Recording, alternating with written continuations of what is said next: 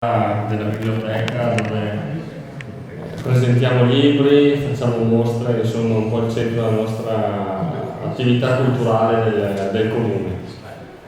L'appuntamento di questa sera è con il nostro amico concittadino Pio Dalcin, che quest'anno ci delizia con una nuova fatica letteraria, ormai è diventata una tradizione che sotto Natale si presenta il libro di Pio Dalcin. L'anno scorso è stato un grande successo con Il mio cuore veneto e ricordo ancora i racconti, le fotografie e quello che ha voluto trasmetterci con quel bel libro, parlando del nostro territorio e delle nostre persone. Mi permetto così di aprire una piccola parentesi tra quelle persone. Purtroppo oggi ne è mancata una molto importante, che è il Cavaliere Evaristo Baracca. E devo dire grazie a Pio e grazie a quell'intervista che secondo me adesso entrerà nella storia e nel ricordo della nostra comunità, ha reso immortale. Cosa è successo? No, niente, mi dia qua. Maurizio, sta buono.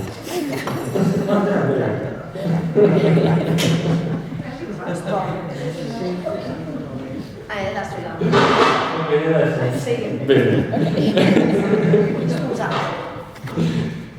No, dicevo che con quell'intervista ha reso immortale un personaggio, insomma, che per noi che è rimasto, insomma, che rimarrà per sempre nei nostri cuori, soprattutto per la storia che ha vissuto. Chiudo subito la parentesi, avremo modo di ricordarlo magari in qualche occasione anche ufficiale prossimamente. Questa sera parliamo della nuova fatica letteraria di Pio Dalcin, dove questa volta anziché raccontare gli altri, anziché fotografare gli altri, ha parlato di se stesso e ha raccontato una parte della sua vita, le sue emozioni, le sue fatiche, i suoi entusiasmi, insomma la sua umanità. E devo dire che è stata ed è un'opera molto bella, breve, facile da leggere, e voglio ringraziarlo perché appunto questa volta non ha raccontato gli altri ma ha raccontato se stesso, quindi un racconto introspettivo che sicuramente ci farà riflettere.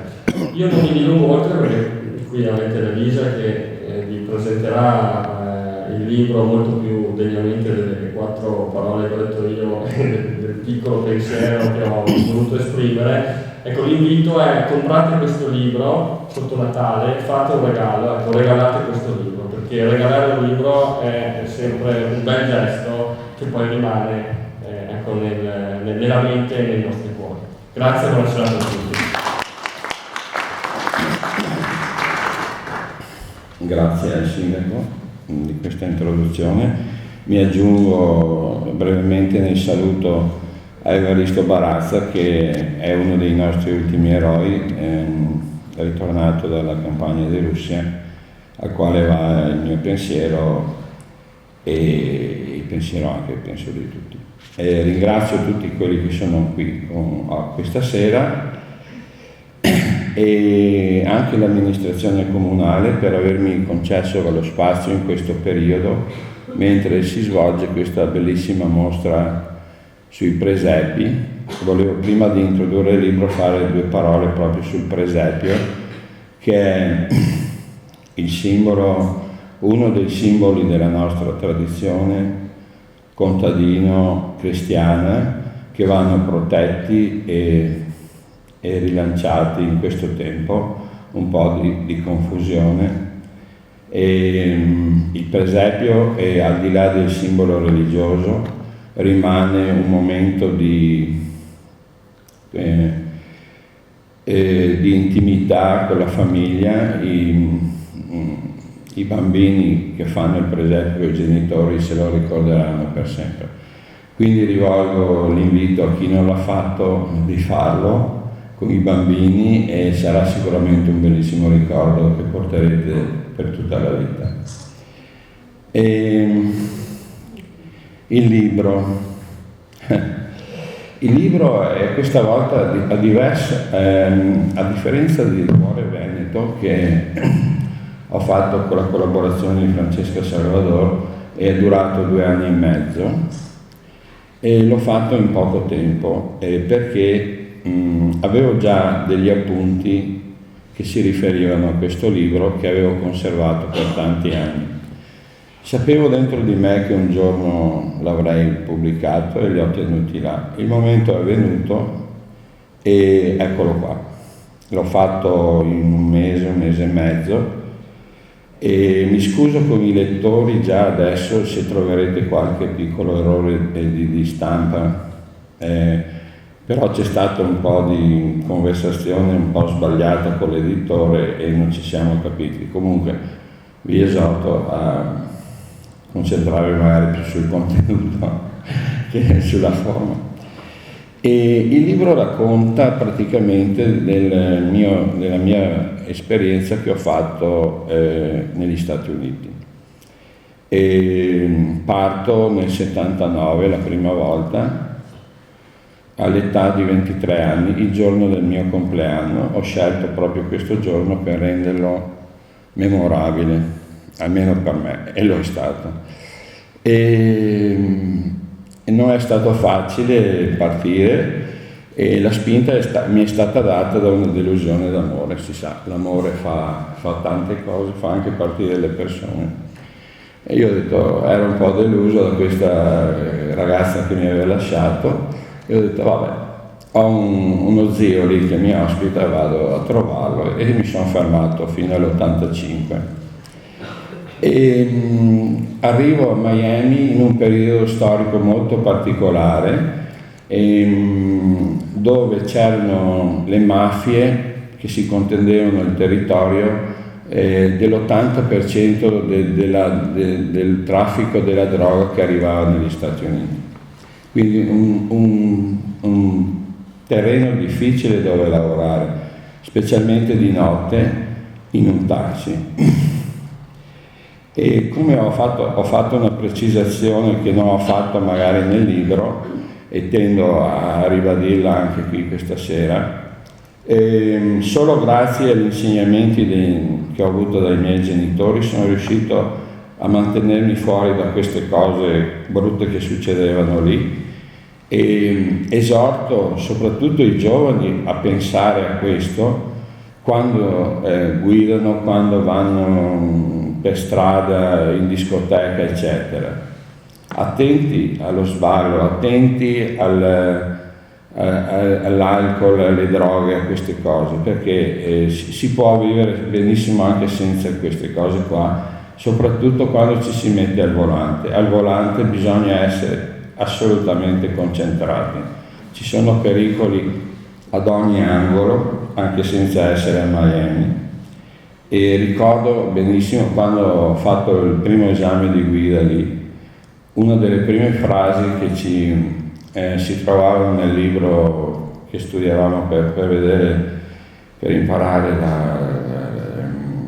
a scuola guida era che la guida è un lavoro a tempo pieno, non è un passatempo, quindi stiamo concentrati nella guida.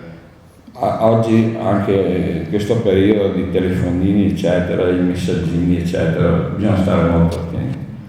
Quindi se trovate dei riferimenti a droghe, a alcol eccetera, questi non mi hanno toccato personalmente, e ve lo dico col cuore in mano e guardandovi negli occhi, perché io sono stato spettatore di questa cosa. Questo è quello che mi sono visto davanti agli occhi e ho deciso di raccontarlo.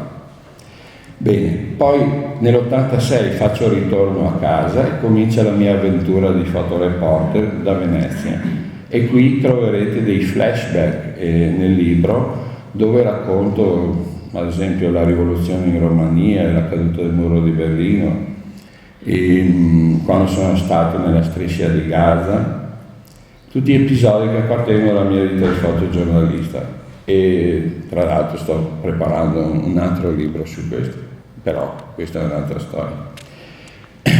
Poi nel 94 decido di ritornare negli Stati Uniti mi dà l'opportunità un amico e compaesano che conoscerete bene, Rodolfo Costella, che apre un ristorante a Los Angeles. E qui rimango un anno e poi decido di ritornare a Miami e ritorno al mio vecchio lavoro di taxista. Ecco, questa è un po' la timeline, la linea del tempo di queste cose, per dare un po', per farvi capire che, non so se si vede la cartina, sì, volevo far vedere. In America ci sono 4 Hollywood. Non c'è solo quella famosissima della California che si trova più o meno qui, ok? Ce n'è una anche qui in Florida, nel sud della Florida. Allora, il primo periodo del libro è dal 79, partendo da New York, sono arrivato in Florida, mi sono fermato qui fino all'85. Poi sono rientrato in Italia e nel 94 sono andato a Hollywood, California. Si chiamano così, purtroppo mi sono trovato su 2 Hollywood, giusto per non creare confusione a chi legge il libro. Poi dopo un anno a Hollywood, California, mi sono tornato a trasferire a Hollywood, Florida. Ecco, tutto qui. Cosa posso dire di altro?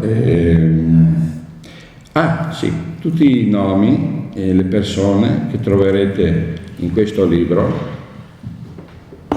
sono frutto della realtà, non sono frutto dell'immaginazione come a volte si dice, sono tutti personaggi esistenti, reali. Troverete nel retro del libro un codice QR dove scansionandolo troverete alcuni dei personaggi che io nomino e che descrivo, personaggi veramente unici, strani, e come erano i taxisti. Io mi sono trovato in questo posto che era, per me andare a lavorare, fare il taxista era come andare al cinema, perché ogni giorno ce n'erano di nuovo, erano situazioni veramente a volte comiche, a volte tragiche, c'era un po' di tutto, era un film veramente continuo. Comunque un piacere. Ecco, spero che leggendo questo libro ne ricaviate qualcosa. Voglio solo un'ultima cosa, perché dopo se no qualcuno mi fa taglia che parlo troppo. E nel ritornare a Hollywood ho voluto raccontare anche di una ricerca spirituale nella quale mi sono immerso, così a volte nella vita, quando si è giovani, si cercano delle nuove vie anche all'interno di se stessi, e ho trovato un senso di pace e di tranquillità nell'avvicinarmi ai nativi americani e alla loro filosofia, e quindi racconto tutto. E ho dovuto fare uno sforzo nel scrivere il libro, perché mi sono veramente aperto, e a volte aprirsi non è facile al giorno d'oggi. Io ho deciso di farlo e l'ho fatto, e spero che possa servire a tutti, a qualcuno, trarre spunto da questa mia riflessione. Tutto qua. Passo la parola alla Lisa e vi ritorno a ringraziare per la vostra presenza.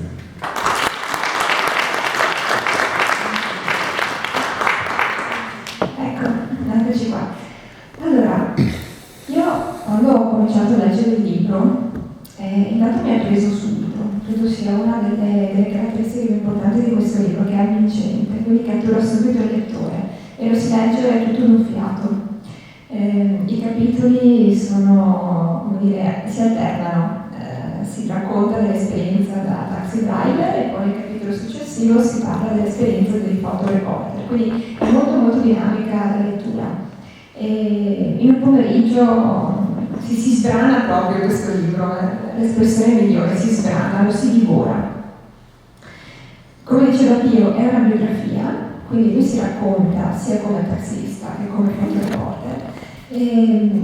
io l'ho immaginato come un film e in certi punti io sono rimasta veramente allibita delle esperienze che Pio ha fatto nella sua vita. Pensare che una persona che mi è più vicina, così tranquillina, così pacifica, insomma, dall'aspetto così sereno, trovarselo poi descritto qui dentro, vi giuro, è spiazzante. I personaggi che lui racconta sono personaggi che sono degni di far parte di un film. Alcune situazioni da brivido, cioè io mi immagino essere stata di fronte a quell'aneddoto che Pio racconta, cioè io veramente FIFA, e invece lui lo racconta, a parte che sono passati anni, però con una serenità proprio della persona che, come diceva lui, ha vissuto quell'antefatto, lo ha riflettuto su quella cosa, l'ha interpretata, l'ha affrontata e ne è uscito con tutti i valori sacrosanti, integri. È stato veramente intoccato da tutto ciò di brutto e di peggiore e di negativo che è successo in questi anni. È un libro bellissimo in quanto ci sono di quei passaggi così pieni di saggezza, così pieni di un'esperienza maturata che hanno veramente segnato, formato il suo carattere, il suo modo di interpretare la vita, che io vorrei che condividerne qualcuno con voi di questi passaggi, perché sono proprio belli. Se questo libro lo legge un giovane, un ragazzo, io credo che sia formativo, in quanto può capire bene come prendere la vita. Non è che un brutto voto a scuola o la delusione amorosa deve per forza determinare il fatto che ci si deve impiccare. Purtroppo la nostra attualità ci racconta questo. Sono i fatti della vita, ma insomma può succedere, andiamo avanti. Io vi racconto, voglio leggere un passaggio che io ho descritto, dove secondo me si capisce molto bene qual è il senso della vita. Un senso a cui ci si deve appellare in tutti i momenti di difficoltà. Allora, l'antefatto, un bruttissimo incidente avvenuto a Miami all'interno di una palude che adesso vado a ribeccare, che si chiama Everglades. Allora, Pio è stato ferito, ha avuto questo bruttissimo incidente, non ve lo racconto, dovete leggerlo. Si ritrova all'ospedale dopo una serie di interventi abbastanza gravi, nel senso rischiava di essere amputato a un braccio, quindi la situazione non era per niente piacevole. Insomma, all'interno di questo contesto, questa è la riflessione che gli è nata in quel momento, ma che poi si è portata con sé per tutto il resto della vita. E lui la racconta così. Solo in quel momento mi resi conto dell'importanza di essere tutto intero. Ringraziai il buon Dio, mi sentivo rinato. Attraverso il dolore di quei giorni avevo imparato una lezione molto importante.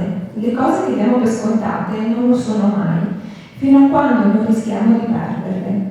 Questo vale per tutto quello che abbiamo, una casa, un lavoro, una famiglia, degli affetti. Ho imparato a ringraziare il Creatore per tutte le benedizioni, soprattutto per quelle in cui non riesco a rendermi conto, come in questo caso, avere un braccio poteva sembrare una cosa scontata, dovuta. Rischiare di perderlo mi ha fatto capire la vera importanza di quello che abbiamo senza dargli il giusto peso. La lezione che ho imparato da questo incidente è stata veramente terapeutica e ha ispirato la mia attività di reporter. Prima del tuffo nelle Everglades pensavo di essere indistruttibile. Il mio orgoglio mi faceva credere di essere intoccabile da qualsiasi evento disastroso. In più, non davo troppa importanza a quello che avevo, in primo luogo la mia salute fisica, perché lo davo assolutamente per scontato. Arrivare così vicino alla morte prima e all'amputazione di un braccio nelle ore seguenti sono due episodi che hanno forgiato un nuovo me. Ora sapevo quanto importante fosse avere due gambe, due braccia, due occhi. Prima lo davo per scontato. Io credo che questa sia una lezione davvero molto, molto significativa, cioè non dare per scontato la vita che abbiamo, qualsiasi parte del nostro corpo che ci permette di vivere, non dobbiamo darla per scontato, perché è un grandissimo dono e per questo va rispettato. Questo innanzitutto. Poi, come vi dicevo, essendo una biografia, mi ha particolarmente colpito il modo con cui lui ha descritto se stesso come fotoreporter e se stesso come taxi driver. Adesso ne leggo per due bei pezzettini di questo racconto, perché sono tutte esigenza che veramente vorrei condividere con voi. Allora, in questo passaggio lui si racconta come fotoreporter e dice pensavo alle foto che dovevo fare e ripetevo tra me stesso: quando svilupperai il ruolino, che sia il Papa, il Presidente degli Stati Uniti o un attore famoso, tutti avranno impressionato la pellicola alla stessa maniera del barbone o del senzatetto che hai fotografato qualche giorno prima. Tutti, in effetti, erano uguali quando guardavo il ruolino sviluppato nella camera oscura che mi ero ritagliato in una piccola stanza a casa. Questo ragionamento mi ha aiutato nel tempo. Mi ha aiutato molto a vincere l'emozione di trovarsi davanti a persone importanti. Ora, a distanza di decenni, mentre mi piace considerarmi un fotografo di strada, valuto tutte le persone che passano davanti alla mia fotocamera.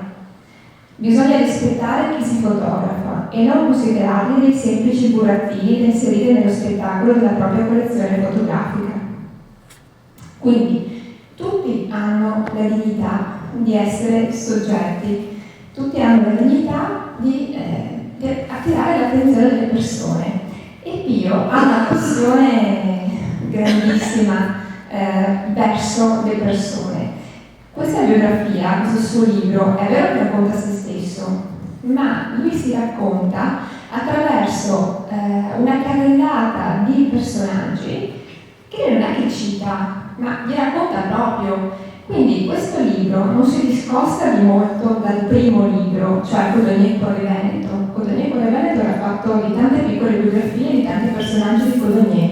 Anche questo, quando lo prenderete e lo leggerete, vedrete che tutte le persone che lui racconta sono i tasselli di un puzzle che poi messi insieme rendono l'immagine di quella che è stata quella vita di Pio negli Stati Uniti oppure come fotoreporter.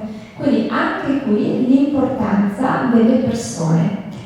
L'importanza delle persone lui stesso la racconta quando si descrive come tassista all'Europa.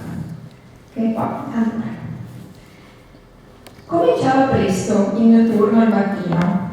Quello che mi piaceva di questo lavoro non era solo il fatto di incontrare centinaia di persone che mi raccontavano le loro storie felici o tristi. Il taxi driver è percepito come una specie di confessore a quattro ruote. Qualcuno che oggi vedi e probabilmente non vedrai più nella tua vita. I passeggeri a volte salivano piangendo, altri ridendo o sghignazzando. Vabbè, questo lo saltiamo, ma si può raccontare, andiamo avanti. Allora, il taxi non era solo un mezzo di trasporto, il più delle volte era uno studio di consulenza dove ognuno si sentiva di raccontare, di sfogare le sue più intime incertezze o conquiste personali. Per quel che mi riguarda, ho imparato più sugli esseri umani negli anni in cui ho guidato il taxi che in tutto il resto della mia vita. Se potevo, davo dei consigli o semplicemente stavo in silenzio ad ascoltare le storie di vita che venivano ogni giorno raccontate in quei pochi metri dietro di me, dove sedevano i passeggeri, un teatro di vita quotidiana che rendeva il mio lavoro più interessante e facile da gestire rispetto ai miei colleghi americani, che lo percepivano come una rottura di palle, specialmente quando dovevano stare a sentire storie che loro reputavano pallose e che per me invece erano uno spaccato di vita americana che si offriva a me ogni giorno in maniera diversa. Ecco, io penso che anche da questo piccolo passaggio, questo stralcio del racconto, si capisca come per Pio l'essere umano, il contatto proprio con l'umanità sia un valore importante, che ha segnato in primis il primo libro che lui ha scritto insieme a Francesca Salvador, ma che si ritrova anche adesso appunto con questa sua seconda fatica letteraria. Cos'altro posso dirvi? Beh, la finale. Io non voglio svelare la finale del libro, però una chiave di lettura io la butto là, posso? Noi siamo abituati a vedere Pio in giro per Codognier in bicicletta, di solito, no? In bicicletta con questa macchinetta fotografica che corre avanti e indietro. Bene, la bicicletta effettivamente è la chiave di svolta di tutto il libro. Adesso io non vi racconto l'aneddoto, però voglio leggere proprio le ultime paroline di quest'opera, che dice: oggi guardo a mia figlia Aurora, 13 anni, e sovente penso a quella caduta in bicicletta, non si sa dove, non si sa quando, lui la racconta, io non ve lo dico, ve la lascio leggere. Penso poi alla perdita del lavoro e dell'appartamento dove vivevo. Sarebbe stato tutto diverso senza tutte quelle coincidenze. Sarò per sempre grato alla vita per quella caduta in bicicletta. Cioè, se noi oggi, che siamo qui a Codoniere 2015, possiamo godere della presenza di Piovacin con le sue esperienze, i suoi racconti, le sue conoscenze, i suoi aneddoti, e ringraziamo Dio, possiamo anche fare esperienza della sua bella famiglia, lo dobbiamo a una bicicletta. Quindi quando lo vediamo in giro ricordiamoci di questa cosa, perché è un po' il simbolo della sua vita. Una vita su due ruote, una vita completamente sempre in viaggio, una vita anche messa, proprio portata allo stremo del rischio. Penso a quando sei andato a casa, penso alla vita a Miami, come lo stesso raccontato, quindi una vita veramente a volte portata sulla frontiera del pericolo. Però, grazie a Dio, tutto è andato bene e oggi Dio è qui che ce la racconta. Bene, io chiudo qui anche perché sennò non vedo tutto. Spero di avervi incuriosito leggendo questi passaggi, perché chi meglio delle parole stesse di Pio può raccontare il suo libro, insomma. Quindi io ho scelto quei passaggi che mi hanno colpito di più, però tutto il libro mi ha preso. Soprattutto perché vedendolo come un papà, queste sue perle di saggezza che inserisce a piene mani in questo piccolo libretto, li ho visti come dei consigli che un papà dà alla figlia, quindi mi sono veramente rincuorata il cuore attraverso leggendo questo suo libro. Quindi grazie Pio per quello che hai comunicato.